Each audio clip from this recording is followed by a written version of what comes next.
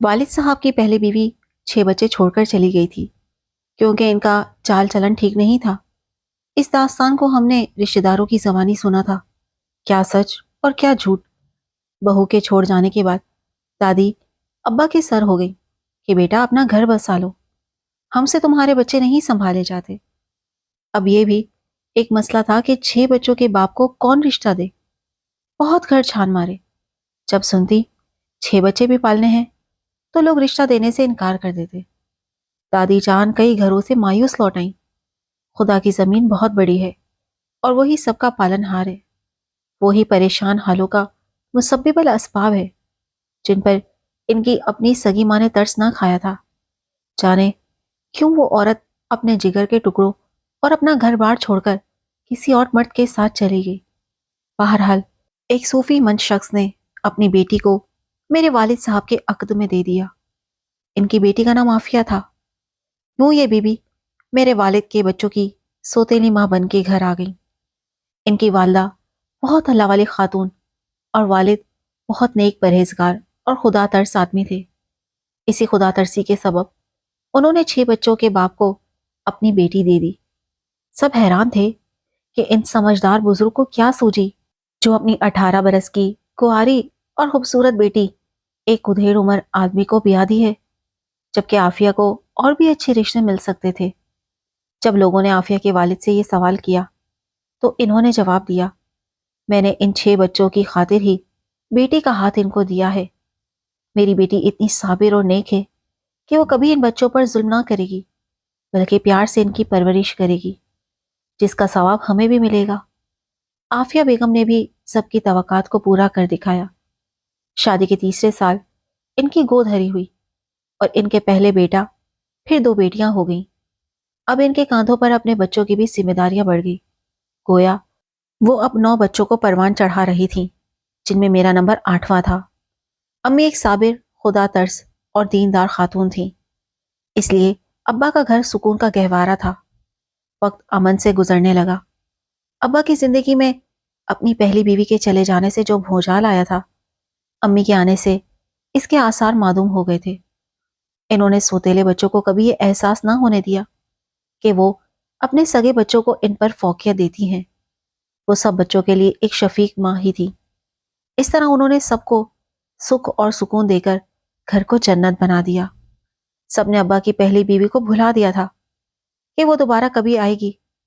इस औरत ने 12 साल किसके साथ गुजारे, कभी अपने बच्चों की खबर नहीं ली और ना पलटकर पीछे की तरफ देखा। किसी को पता ना था वो कहाँ है, जिंदा है या मर गई है। एक दिन अचानक यूं हुआ कि अब्बा की पहली सौजा मोहतरमा यानी हमारी सौतेली माँ घर का दरवाजा खोलकर आंगन में खड़ी थी। जाने इस औरत पर क्या बीती थी कि इस वक्त इसकी हालत खराब थी। अबू तो क्या, खुद मेरी माँ और हम सबको इस खस्ता हाल कम नसीब पर तरस आ गया और इसे पनाह दे दी। 1 साल तो इसने ऐसे गुजारा जैसे कोई मुसीबत की मारी छत का साया पाकर एक कोने में दबक बैठती है। इसे रोटी दे देते, वो खा लेती, मुंह से कुछ ना बोलती, हत्ता कि अपनी हकीकी औलाद को भी टकर टकर देखती और इनके नाम लेकर ना पुकारती, गोया बच्चे भी इनकी सूरत को भुला चुके थे। वो मेरी माँ को ही अम्मी जान कहते थे। इस औरत को सिर्फ 3 वक्त के खाने से गर्ज थी। वो घर के किसी काम में दखल देती थी और ना किसी किस्म का हक मांगती थी। अब्बा कहते थे ये घर छोड़कर चली गई थी, मगर मैंने इसे तलाक नहीं दी थी, लिहाजा ये इस घर में रह सकती है। ताहम वो इससे बातचीत ना करते थे। अम्मी से कहते, आफिया तुम इसके यहाँ रहने का मलाल दिल में ना लाना, ये मेरे बच्चों की माँ है। मेरा दिल नहीं करता इसे घर से निकालूं, तुम चाहो तो निकाल दो, वो मुझे कोई तकलीफ नहीं दे रही। आपकी बीवी है, अगर आपने तलाक नहीं दी तो हकदार भी है। मैं इतनी जालिम नहीं कि इसे धक्के देकर निकाल दूं, जबकि इसका कोई आसरा कोई ठिकाना भी नहीं है।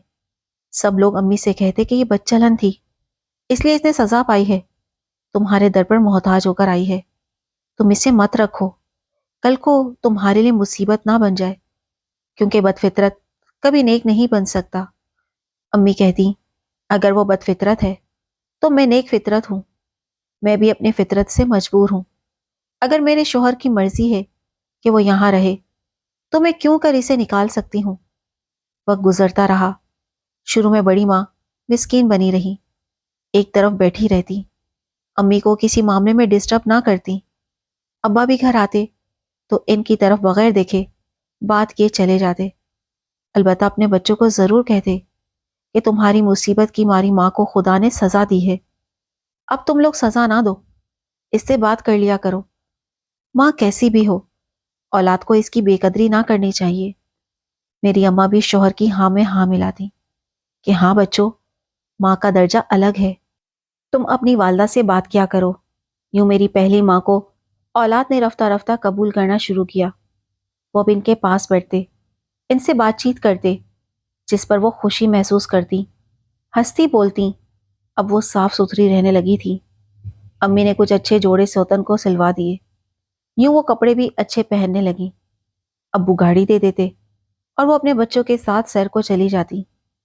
پہلے تو رشتہ دار سائرہ کے آنے پر چین بچے رہے، بعد میں وقت کے ساتھ ساتھ انہوں نے بھی ان سے سمجھوتا کر لیا، کیونکہ ابا نے جو بچوں کے ساتھ ان کو رہنے کی اجازت دے دی تھی۔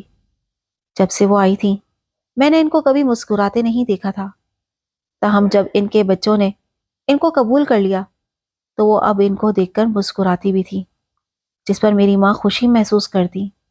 میری ماں کا اپنا مقام تھا کہ بہرحال گھر کی ملکہ تو وہی تھی، اور اس بات پر امی کو مان بھی تھا کہ شوہر انہی کو بیوی والا درجہ و احترام دیتے ہیں۔ ان کو ابا پر مان ہی نہیں، اعتماد بھی تھا۔ وہ یہ تصور بھی نہ کر سکتی تھی کہ کبھی ان کا جیون ساتھی بدل جائے گا اور ان کی جنت کا تختہ الٹ جائے گا۔ وقت اور قسمت کے بدلتے دیر نہیں لگتی۔ جس عورت پر وقت مہربان تھا اس پر نا مہربان ہو گیا، اور جس پر تنگ تھا اس پر تنگ نہ رہا، بلکہ اس کے دن پھر گئے۔ خدا جانے میری ماں سے کیا قصور ہوا تھا، حالانکہ انہوں نے نیکی کی تھی۔ ہوا یوں کہ نانا سخت بیمار ہو گئے تو امی کو میکے جا کر رہنا پڑا۔ اس ایک ماہ میں جانے کیا جادو بڑی ماں نے کیا کہ انہوں نے ابا کو اپنی طرف مائل کر لیا۔ ان کے بچے پہلے ہی ان کی طرف مائل ہو چکے تھے۔ نانا ابو کے فوت ہونے کے بعد امی چند دن وہاں رہیں، اور جب گھر واپس آئیں تو انہوں نے ابا کے ساتھ سائرہ خاتون کو ہنستے بولتے دیکھا۔ امی نے شکوہ کیا تو جواب دیا کہ بیگم، گھر کی اصل ملکہ اب بھی تم ہو۔ یہ تخت و تاج سے گری ہوئی عورت ہے، مگر میں اس کو بے رخی کا مسلسل عذاب دے کر خدا کی عدالت میں جواب دہ ہونا نہیں چاہتا۔ اس کے ساتھ بات کرنے پر تم کو اعتراض نہیں ہونا چاہیے۔ آخر یہ عورت میرے 6 بچوں کی ماں ہے۔ امی ابا کا یہ استدلال سن کر چپ ہو رہی۔ وقت گزرنے کے ساتھ ساتھ چونٹی کی رفتار کی مانند حالات بدلتے رہے۔ امی کو پتا بھی نہ چلا، اور چھپکے چھپکے بڑی ماں یعنی سائرہ خاتون نے میرے والد کے دل میں اپنی حیثیت مستحکم کر لی۔ اب میرے باپ ان کے بچوں کے ہر معاملے میں پہلی بیوی سے مشورہ لینے لگے، اور میری امی سے نہ پوچھتے۔ امی کو محسوس ہوتا تو کہتے، عافیہ دیکھو، بچوں کے رشتے طے کرنے کے معاملے میں جس کے بچے ہیں اس سے بات چیت تو کرنا پڑے گی، آخر یہ ان کی ماں ہے۔ تم اس بات کا برا نہ مانا کرو۔ بچوں کے توسط سے یوں سائرہ خاتون کا اثر و رسوخ بڑھنے لگا۔ وہ ہر بات ابو سے کرتی، وہ بھی ہر بات بڑی بیوی سے کرتے۔ تب امی ان دونوں کا منہ تکتی رہ جاتی، اور جب کبھی امی کسی وجہ سے گھر سے باہر جاتی تو وہ امی کے خلاف ابا کے کان بھرتی، من گھڑت باتیں کرتی۔ وہ دراصل اپنے بڑے بیٹے کے رشتے کے بدلے میرا رشتہ دینا چاہتی تھی، اور کسی طرح انہوں نے ابا کو راضی کر لیا تھا۔ لیکن امی نے اس بات پر احتجاج کیا اور راضی نہ ہوئی تو میرے والد نے پہلی بار امی سے جھگڑا کیا اور ان پر ہاتھ اٹھا لیا۔ ایک شام جب امی میری بہن کو اسپتال لے کر گئی ہوئی تھی، بڑی امی نے ابا سے شکایت کی کہ تمہاری بیوی نے میرے بیٹے کا رشتہ توڑوا دیا ہے، اور ایسی برائیاں کی ہیں کہ وہ اب اپنی بیٹی کا رشتہ میرے بیٹے کو دینے سے انکار کر رہے ہیں۔ ابا کو یہ بات سخت ناگوار گزری۔ وہ ان کے گھر آتے ہی میری ماں کو مارنے لگے، اور اسی پر بس نہیں کیا بلکہ کلہاڑی ڈھونڈنے لگے۔ جب مجھے پتا چلا کہ وہ میری ماں کو مارنے کے لیے کلہاڑی ڈھونڈ رہے ہیں تو میں نے کلہاڑی اٹھا کر باہر پھینک دی۔ ابا پر تو جیسے کالا جادو ہو گیا تھا۔ ان کو سائرہ کے سوا کوئی دوسرا نظر ہی نہیں آتا تھا۔ جب امی نے کہا کہ تم سائرہ کو گھر سے نکالو، یہ میرا گھر ہے، ابا نے جواب دیا، سائرہ کو نہیں، میں تمہیں نکالوں گا، اور یہ گھر تمہارا نہیں، میرا ہے۔ یہاں اگر میری دوسری بیوی رہ سکتی ہے تو پہلی بھی رہ سکتی ہے۔ امی اس اہانت پر تیار نہ ہوئی۔ انہوں نے برقع پہن لیا کہ سنبھالو اپنے بچے، میں اپنے والدین کے گھر جا رہی ہوں۔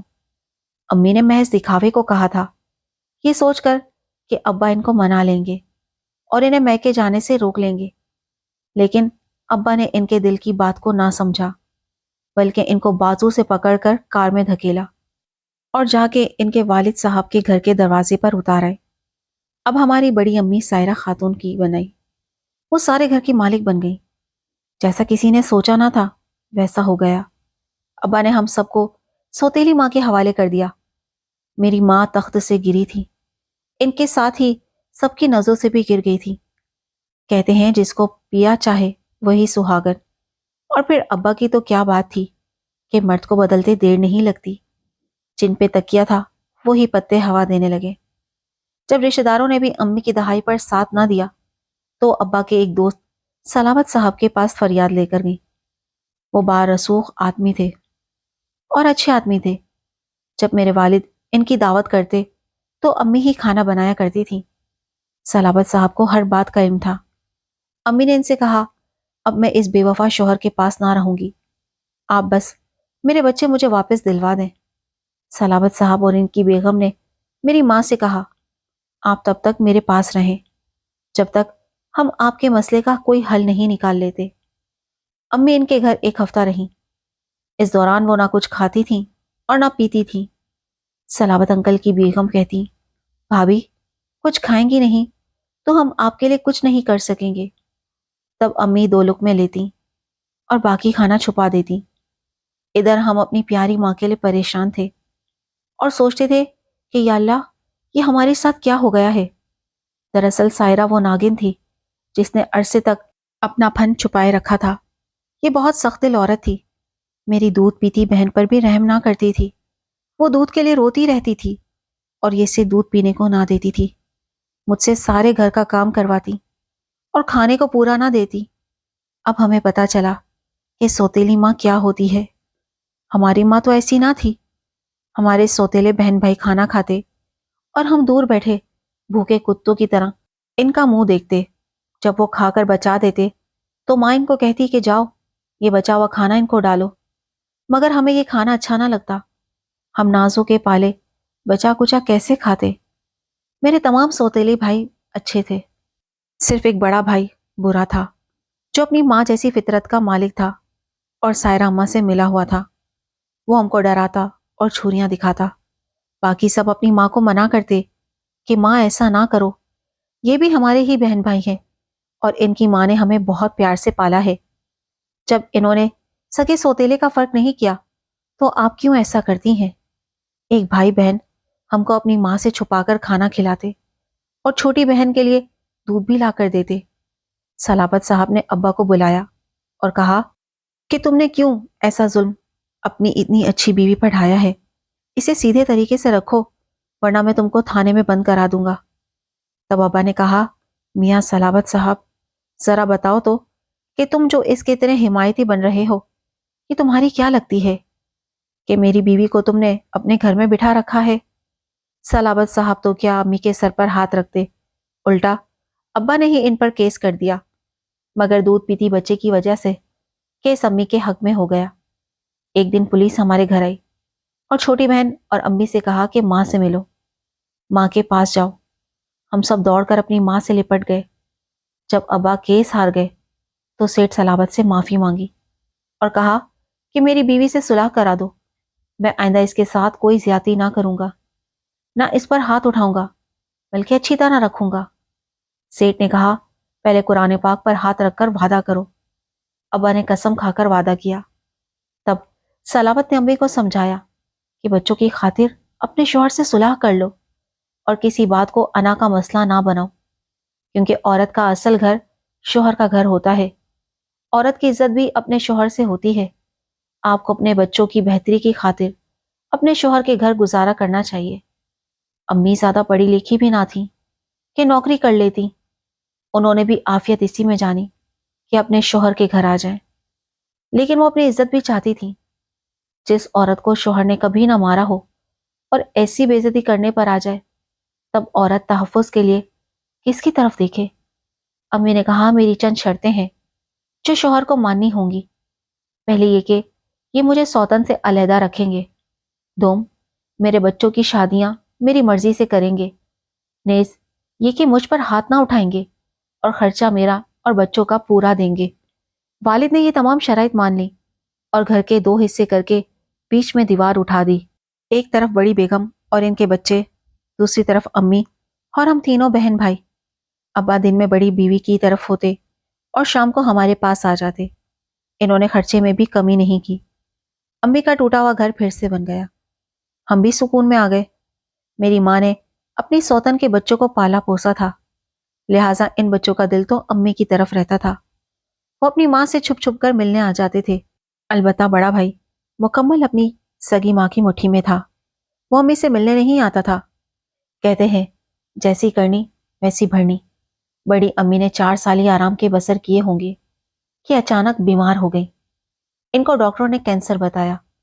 ان کا علاج ہوتا رہا، لیکن اس مرض کے علاج میں کب آرام آتا ہے؟